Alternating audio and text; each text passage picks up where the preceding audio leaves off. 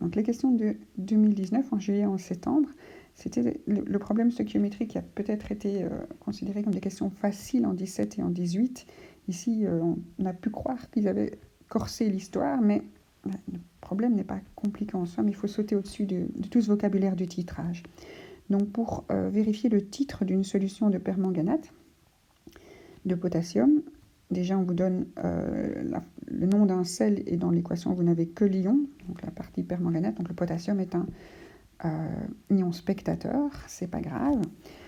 Et on le titre à l'aide d'une solution titrante d'acide oxalique, donc ça c'est quelque chose qui est un acide organique, et donc ça peut faire peur aussi. S'il l'avait écrit comme il est écrit à l'arrière du tableau périodique, donc l'acide oxalique à l'arrière du tableau, il est écrit sous forme H2 C2O4. Ça fait déjà un petit peu moins peur en soi que ce COH deux fois. Donc c'est en fait une molécule qui est avec deux fonctions acide carboxylique. Donc c'est de l'acide éthane dioïque, éthane parce qu'il y a deux carbones, et dioïque parce qu'il y a deux fonctions acides, un diacide. Alors, la solution titrante est l'acide oxalique, donc on peut peut-être représenter la burette, où on va mettre la solution titrante, l'Erlenmeyer, où on va mettre la solution titrée. Donc ici en dessous, on a mis le KMNO4, et au-dessus, on a mis le H2C2O4. Et donc on a notre titrant et notre titré. Et puis il y a une troisième molécule qui arrive dans l'histoire, et il y en a qui peuvent être perturbés par ça. Mais sachez que pour des réactions redox, et ici c'est une réaction redox, on a le manganèse qui est avec ses 3 oxygènes qui va devenir 2+, donc il va changer de nombre d'oxydation. On a le carbone qui est avec ses 3 liaisons avec les oxygènes qui va se retrouver avec 4 liaisons avec les oxygènes, donc il va aussi changer de nombre d'oxydation. Mais les redox, elles ont besoin de se dérouler souvent en milieu acide ou en milieu basique. Et donc, ce troisième réactif ne doit pas perturber le titrage en soi. C'est vraiment les conditions réactionnelles. On met de l'acide dans la solution pour que ça puisse se dérouler, mais on le met en excès et il ne va pas gêner notre problème stoichiométrique. Et donc, on se concentre, on se dit c'est un problème stoichiométrique de titrage, c'est ceux qui sont faciles, ceux qui sont en conditions stoichiométriques, et on se lance. Donc c'est quoi se lancer pour faire un problème stoichiométrique? C'est écrire l'équation. Première étape, indiquer les informations numériques en dessous de chaque produit de l'équation. Donc si j'ai 10 ml de solution de permanganate de potassium, je vais mettre 10 ml de solution de permanganate de potassium. Je les transforme en litres parce que les volumes de solution sont en litres. J'ai 20 ml d'acide sulfurique 2 molaires. Je fais attention de le mettre en dessous de la bonne molécule. L'acide sulfurique, c'est ce qui va me donner ma concentration en acide 2 molaires, 20 ml. Et je peux calculer le nombre de moles que ça donne, puisque si j'ai les informations nécessaires, ça me fait 0,04, puisque c'est C fois Vs moles. Et le dernier, la burette, est remplie d'une solution d'acide oxalique, 0,02 molaire. Donc pour la solution titrante, la concentration est connue. Donc on connaît C. Pour la solution titrée, on connaît le Vs. La question qu'on se pose, c'est quelle est la concentration de cette solution, quel est le titre de cette solution, et ce qu'on a encore besoin, c'est le volume de la solution titrée. Donc ça, c'est observé. Donc on lit le reste de l'énoncé. Le point d'équivalence du titrage est atteint lorsque 15 ml de la solution titrante sont ajoutés. Donc la solution titrante, on vous le dit plusieurs fois, la solution titrante, la burette, une solution d'acide oxalique, et la solution titrante est l'acide oxalique. Donc ces 15 ml sont indiqués en dessous d'acide oxalique. Voilà, et donc vous avez le volume de solution titrante, la concentration, vous savez calculer le nombre de moles que vous avez dû ajouter par la burette. Donc C fois Vs, 0,02 fois 0,015, et fois le 15 devient 30, et puis on recule de 2 places, et donc on obtient 0,30 et un 3.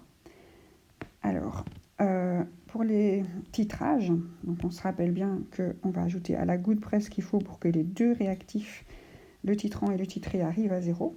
L'endroit où on a l'information nécessaire, c'est la solution titrante. Donc on connaît la concentration et le volume ajouté. Et donc le degré d'avancement, ce fameux petit bateau, ce petit wagon, est calculé dans cette solution titrante. Donc comment on calcule ça? Si on va de 0,003 à 0, on divise ce delta n par le coefficient de 5 et on obtient 30 divisé par 5, 6, mais il faut ajouter un 0, et donc ça fait beaucoup de zéros.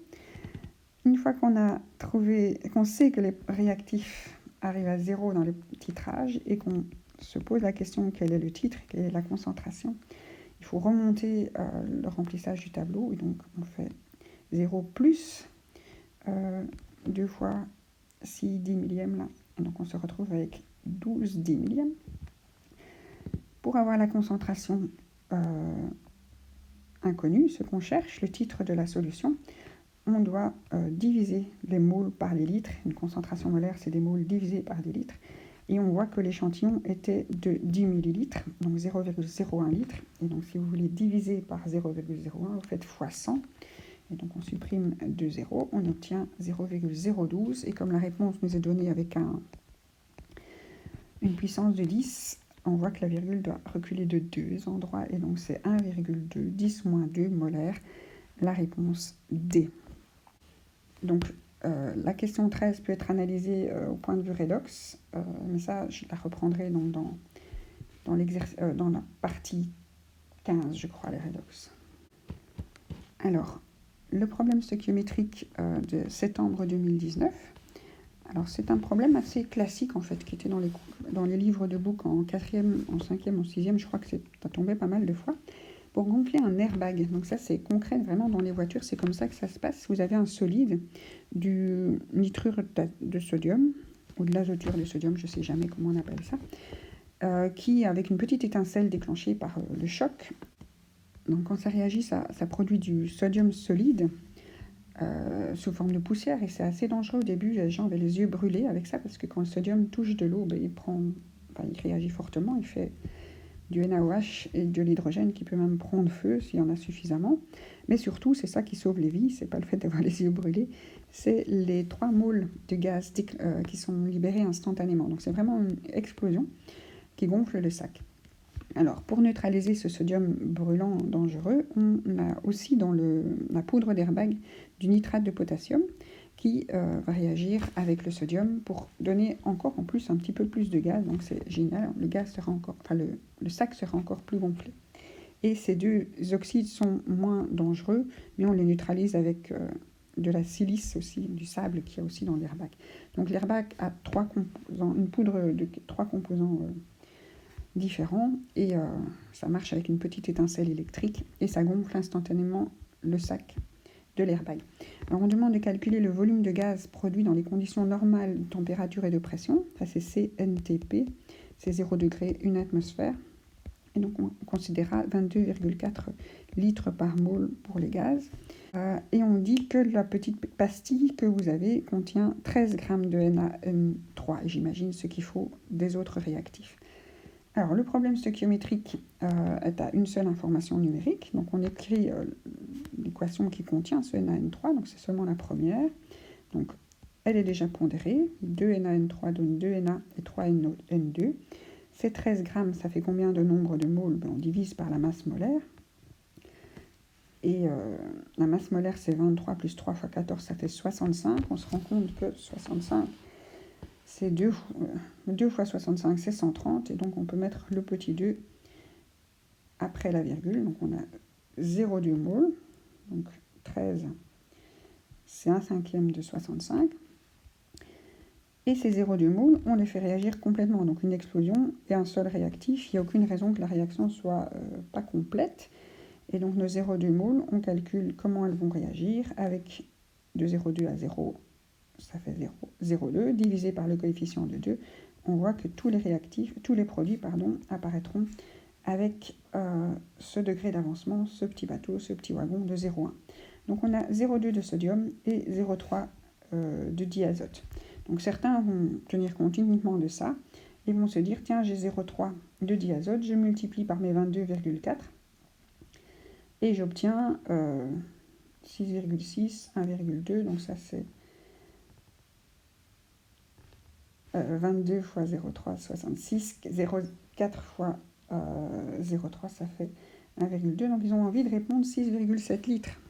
Tadam. Donc ça c'est si on n'utilise que la première réaction. Mais il faut se rendre compte que cette première réaction produit 0,2 mol de Na et que ce Na ne reste pas intact. Et donc, il faut utiliser la deuxième équation qui va consommer notre Na. Donc, on écrit l'équation.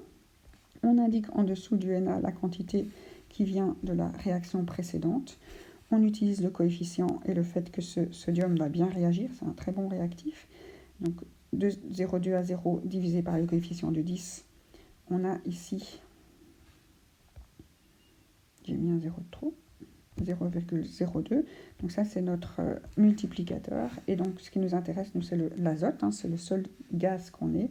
Et donc, on n'a pas 0,3 mol de diazote, mais 0,32 mol de diazote. Et donc, on peut multiplier non pas 0,3, 22,4 par 0,3, mais 22,4 par 0,32. Et donc, si on prend ce petit 2, ça nous fait 22,4 fois 2, mais divisé par 10, et donc ça nous ajoute 1,045. Et donc, on est à 7,2 litres. Donc, ça, c'est, attention, 2 réactions successives. Donc, la réponse est la réponse B. Et il fallait faire attention que la réaction ne s'arrêtait pas à la première, comme il y avait du sodium qui était produit.